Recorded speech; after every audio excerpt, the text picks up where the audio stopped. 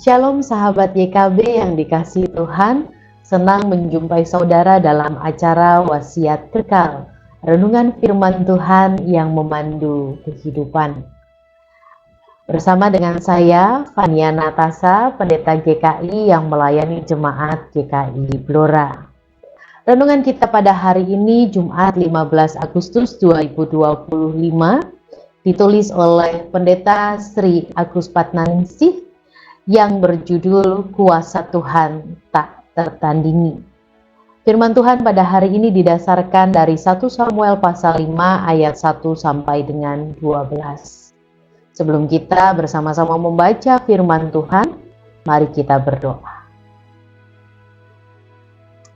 Bapa yang Maha Kasih, kami sungguh bersyukur untuk kesempatan jumpa pada saat ini dan bersama-sama merenungkan firman Tuhan. Maka biarlah Engkau ya Tuhan yang secara pribadi akan berbicara kepada kami.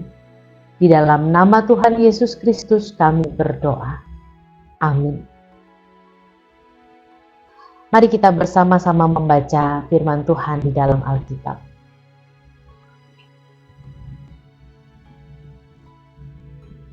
Satu Samuel pasal 5 ayat 1 sampai dengan 12. Tabut Tuhan di tanah Filistin. Sesudah orang Filistin merampas tabut Allah, mereka membawanya dari Ebenezer ke Asdod. Orang Filistin mengambil tabut Allah itu dan membawanya ke kuil Dagon. Mereka menempatkannya di sisi Dagon. Ketika orang Asdod bangun pagi-pagi keesokan harinya, tampaklah Dagon jatuh dengan mukanya ke tanah di hadapan tabut Tuhan. Lalu mereka mengambil Dagon dan mengembalikannya ke tempatnya. Tetapi keesokan harinya, ketika mereka bangun pagi-pagi, tampaklah Dagon jatuh dengan muka ke tanah di hadapan tabut Tuhan. Kepala Dagon dan kedua telapak tangannya terpenggal dan terpelanting ke ambang pintu. Hanya Dagon yang terpenggal. Itulah sebabnya imam-imam Dagon dan semua orang yang memasuki kuil Dagon tidak menginjak ambang pintu kuil Dagon di Asdod sampai hari ini. Tangan Tuhan berat menekan orang Asdod dan menggetarkan mereka. Ia menulahi mereka dengan benjolan-benjolan baik Asdod maupun daerahnya. Melihat hal yang demikian, orang Asdod berkata, "Tabut Allah Israel tidak boleh tinggal bersama kita, sebab tangannya keras menekan kita dan Dagon ilah kita." Sebab itu mereka mengirim orang kepada semua raja kota Filistin supaya berkumpul.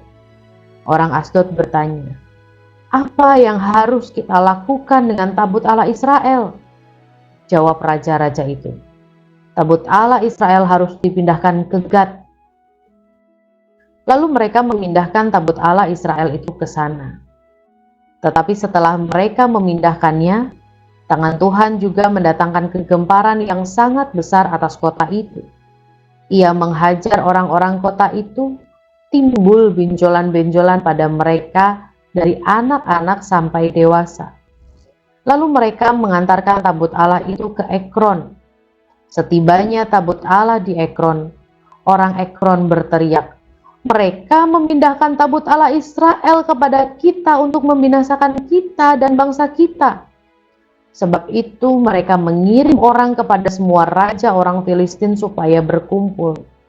Mereka berkata, "Antarkanlah tabut Allah Israel kembali ke tempatnya agar tidak membinasakan kita dan bangsa kita." Terjadilah kegemparan dan kegemparan maut di seluruh kota itu. Di sana tangan Allah sangat berat menekan. Orang-orang yang tidak mati ditulahi dengan benjolan-benjolan, dan jeritan kota itu naik sampai ke langit. Demikianlah sabda Tuhan. Saudara yang dikasihi Tuhan, bayangkan sebuah kapal yang besar sedang berada dalam sebuah perjalanannya. Kapal itu tampak kokoh, besar, ya. Kemudian juga tampak sangat kuat sekali. Namun ketika ia sedang berada dalam perjalanan itu, badai di tengah laut itu menghantam kapal itu. Apa yang terjadi? Kapal itu kemudian terguncang hebat, seolah tidak berdaya melawan kekuatan badai yang dahsyat. Begitu pula kuasa Tuhan. Kuasa Tuhan tidak tertandingi oleh kekuatan apapun di dunia ini. Itulah yang kita baca dari kisah tentang tabut Allah di kuil Dagon.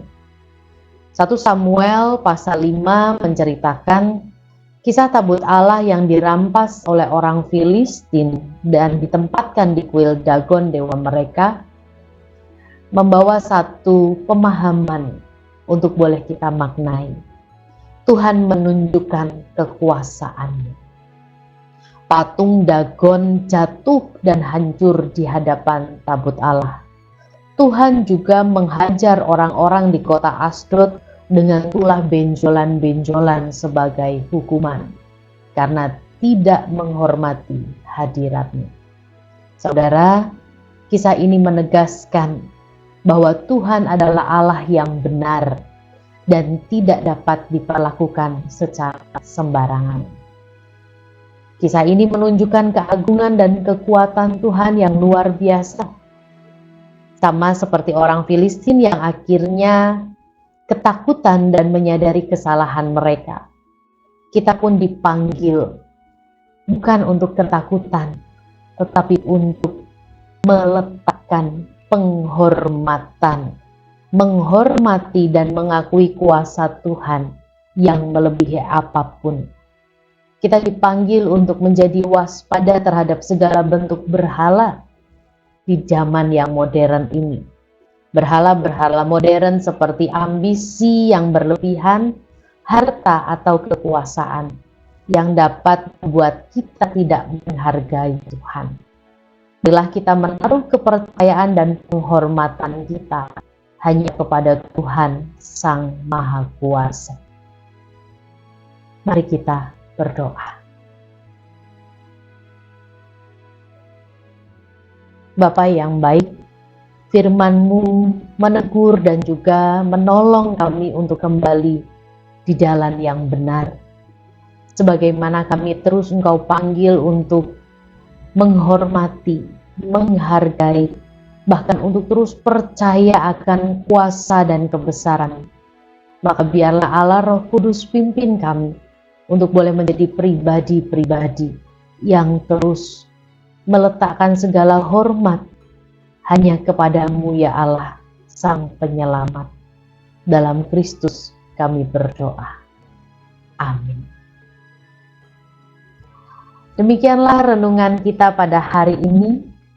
Saudara-saudara jangan lupa subscribe, like, dan bagikan agar renungan firman Tuhan ini menjadi berkat dan membawa perjumpaan kepada setiap orang yang mendapatkannya. Sampai berjumpa kembali. Tuhan Yesus memberkati.